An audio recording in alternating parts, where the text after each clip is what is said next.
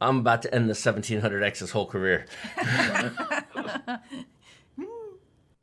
URCD Keys is the best source for genuine Windows 10 and Office Professional product keys that work the first time, every time.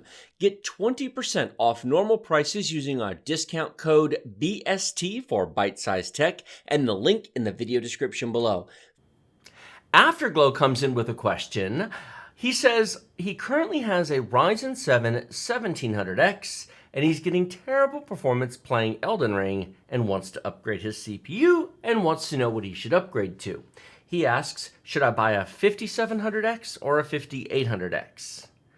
Well, let me start by saying that the Ryzen 7 1700X at various points in time has been an unbelievably amazing good deal.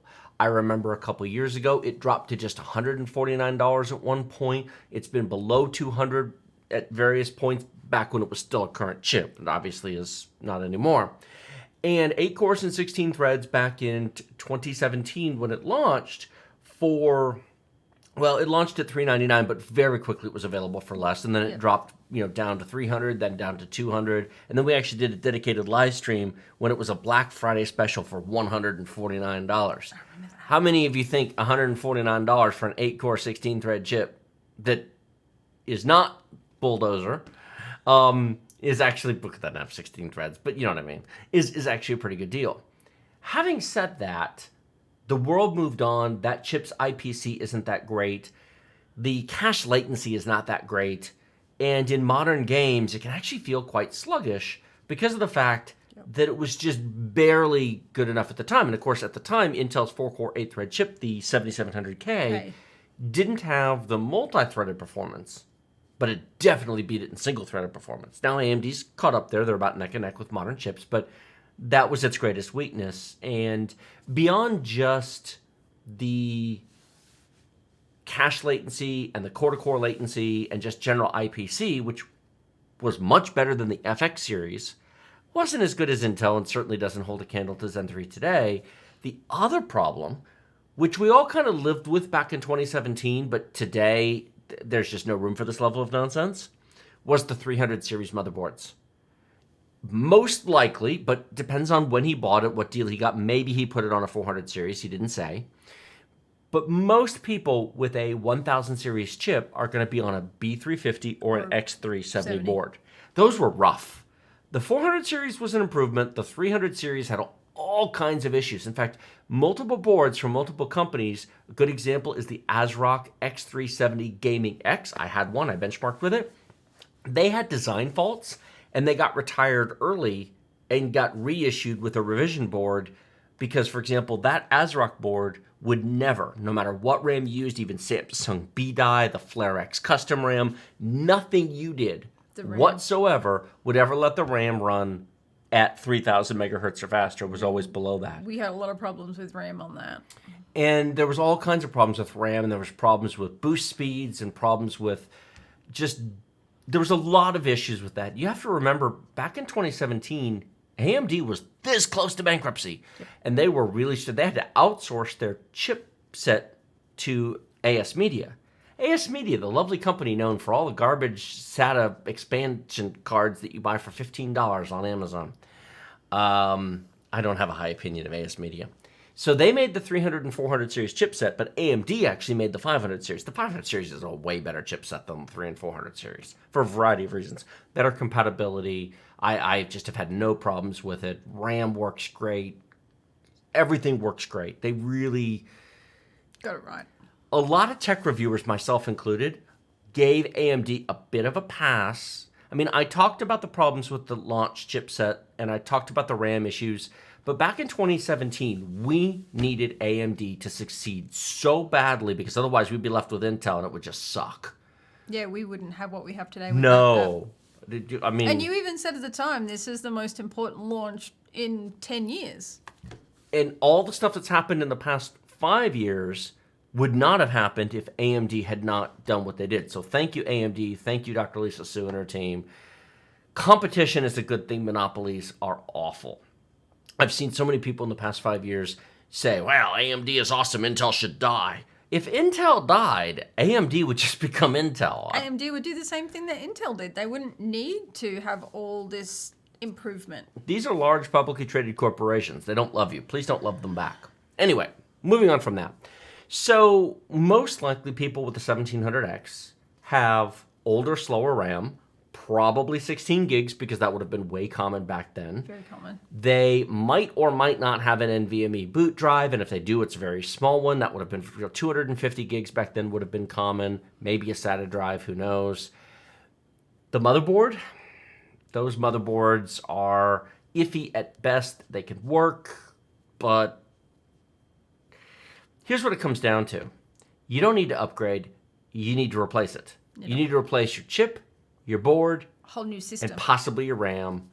And what she said, you may find it makes more sense to build a new computer than to try to upgrade. There are times and places where upgrading makes sense, but if I've learned anything from making YouTube videos for the past 6 years and thinking about what we did for most of our customers, very, very rarely is it worth the time and trouble to upgrade. So upgrading can sometimes make sense if you treat it as a hobby, your time and your troubleshooting and the process of ripping a machine apart and rebuilding it. If this is how you enjoy spending your Saturday afternoon, so be it. Quick side note. Many years ago, back when I had an IT business and we did networking for businesses, this is what I did pre-YouTube, we had a client who had just put in a bunch of workstations. We installed them. And these workstations were honestly too entry level. I pitched them, but they were a brand new client and they didn't want to spend any more money. And so we ended up putting in a lower level spec than I thought they needed.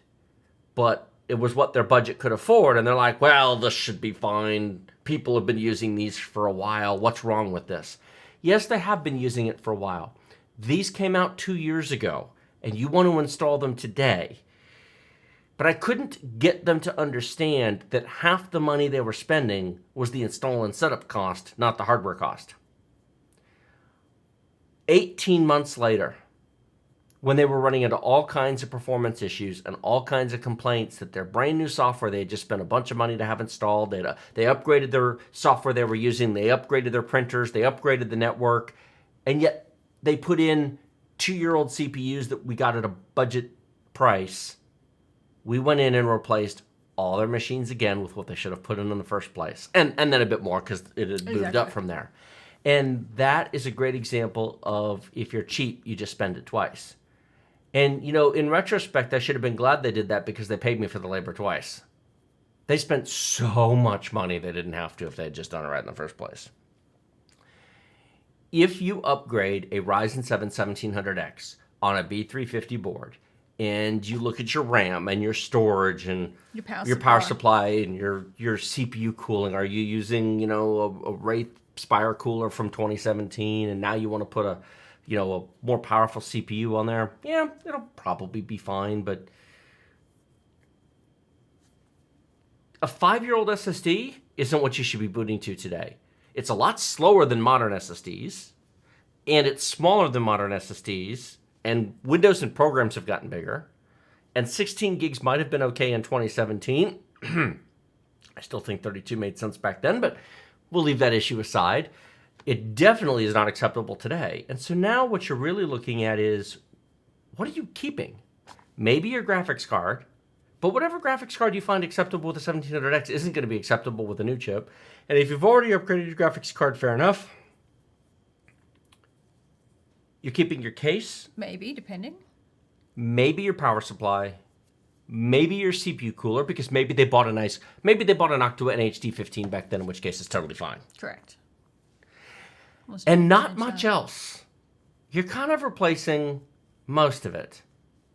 Keep your existing machine as a working machine. Sell the whole computer, donate it, give it to your brother, sister, aunt, uncle, cousin, friend, whatever, and build a new machine with parts that were designed to work together. We were having this discussion in the car. We were. There's supported, and then there's designed to work together.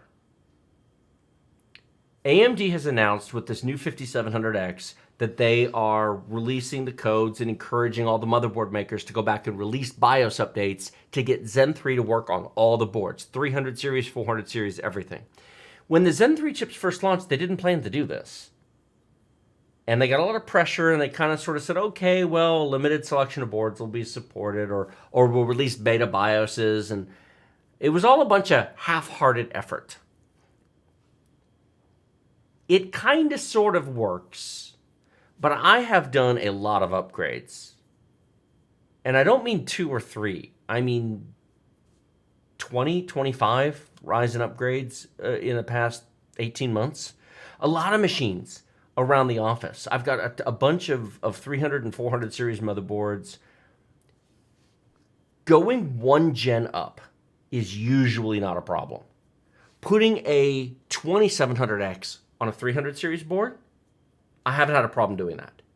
Putting a 3700X on a 400 series board, I have not had a problem. No. But putting a Zen 2 chip on a 300 series board, holy crap. Yeah. Problem city. Zen 3 on a 400 series board? No.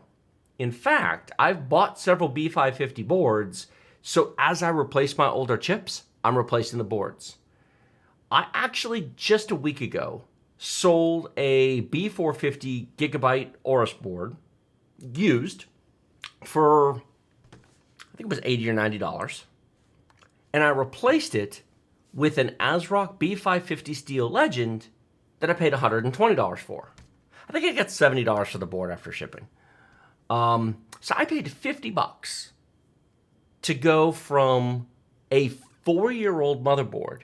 That Gigabyte B450 was released in 2018 to a B550 released 2 years ago. 2020. That was designed for Zen 3. Correct. That has Gen 4 support, better USB support, more M.2 slots, perfect RAM support. Yes. And it has been tested and validated for modern chips. And this is something that I think too many people fail to realize. It's one thing to release a BIOS that physically boots your chip. Fine. Your 5700X will install on your B350 motherboard. You'll turn it on, and it'll come up and it'll boot, and Windows will show up. But that doesn't mean that they went through the entire validation process that they did originally with the chips and tested the various voltage levels, turbo levels, the various performance boost modes, overclocking, RAM compatibility. It takes hundreds, if not thousands, of hours of testing to go through all the chips and all the boards and all the various settings and find optimal settings to get the chip to boost and turbo to the right performance levels. If you look at BIOS updates, you'll often see motherboards that simply say improved memory compatibility or improved CPU performance or improved, improved, optimized, whatever. They're vague statements, but what they've often done in there is they have gone in through further testing or through extended use, tweaked the various settings. If you go into the advanced overclocking settings of modern motherboards, there's like 50 settings in there. Those settings were optimized for the chips the boards were designed for. ASUS is not going to spend the time to go back to 38 motherboards that they sold 5 years ago. Oof, can you imagine? And take all the new Zen 3 chips and run them through a full suite of validations. They could spend $1 million to do that.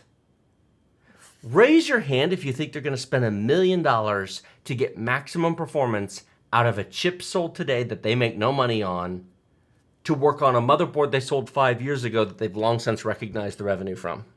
Well, no, because they need you to buy new stuff. Say that louder for people in the back. They need you to buy new stuff. Why would they do that? Yes, you can buy a 5700X and install it on a 300 or 400 series board.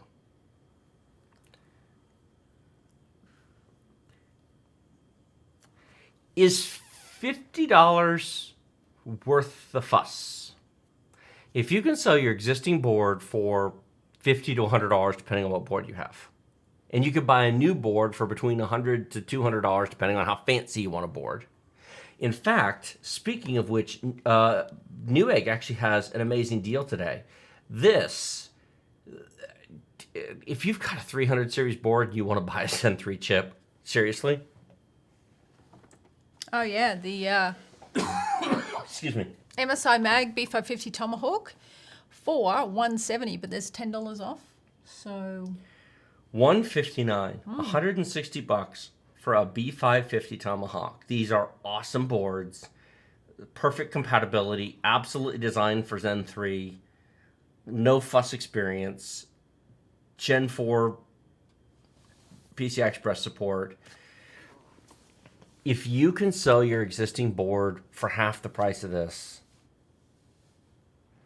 here's the thought.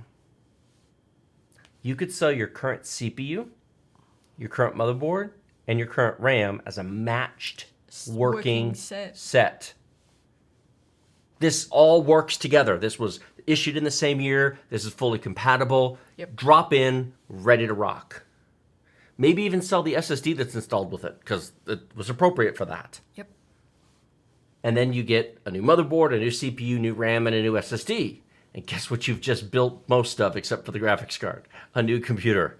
Which means maybe you just sell your computer and you build a new one. Build a new one. If your computer is 5 years old, I would make the argument building a new computer makes more sense than upgrading. The upgrading puts your components out of time from each other. And then you're still just left with one computer. And you're spending most of the cost of a new one and all the trouble of one with the wiring and redoing everything.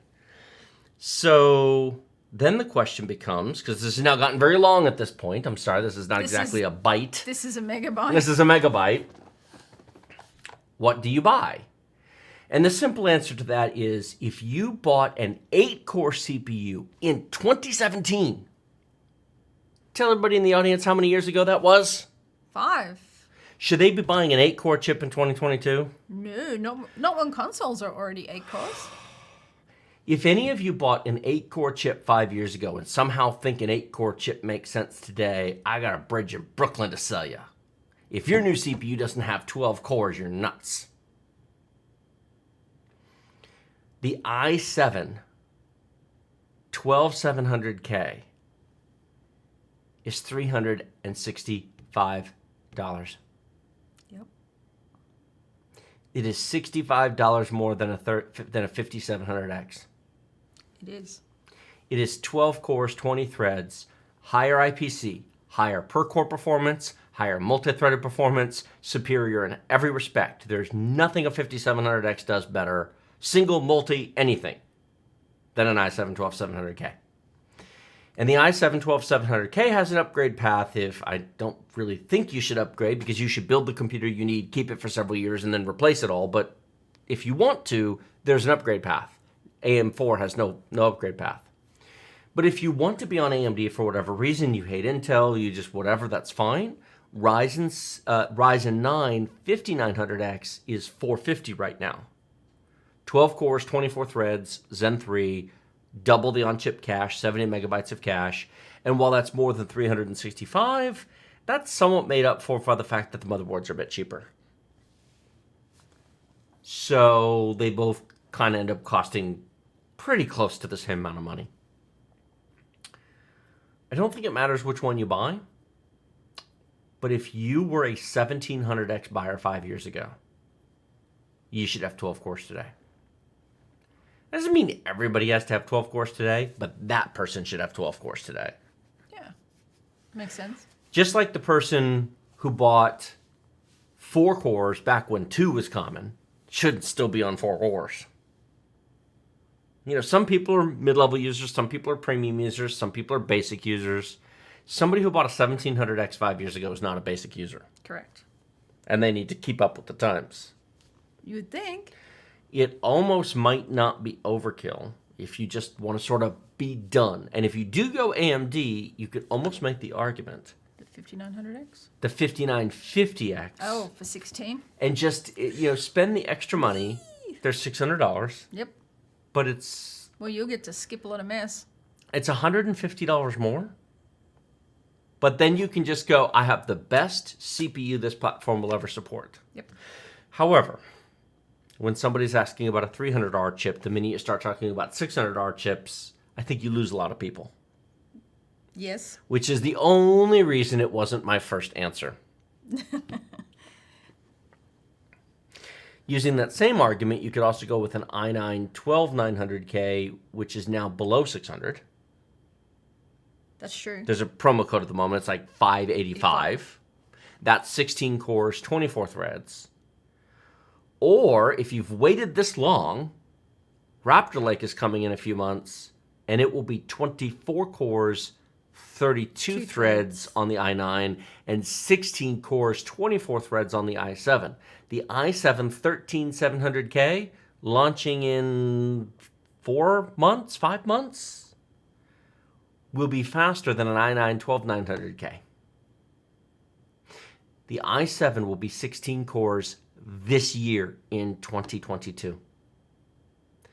It will be 24 cores next year.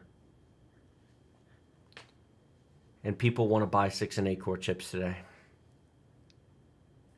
That's right. I love you guys. But, just use our links when you upgrade. Yes, please buy new chips every other year and don't upgrade enough. And when your we appreciate CPU it. won't play the game that you want with what's coming, then upgrade. Use our link. We appreciate it. People's cheese about to be moved. Yes, it is. URCD Keys is the best source for genuine Windows 10 and Office Professional product keys that work the first time, every time.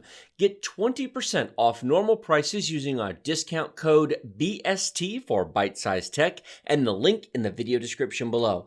$15 gets you a Windows 10 Professional OEM key that is a real product key, activates directly with Microsoft, use it forever as it links to your Microsoft account and it works through reinstalls. Get a full copy of Office 2019 Professional Plus for about $50 that redeems at setup.office.com using your Microsoft account. It also works forever through reinstalls. We have been using URCD keys for almost 3 years now and recommend you do so as well.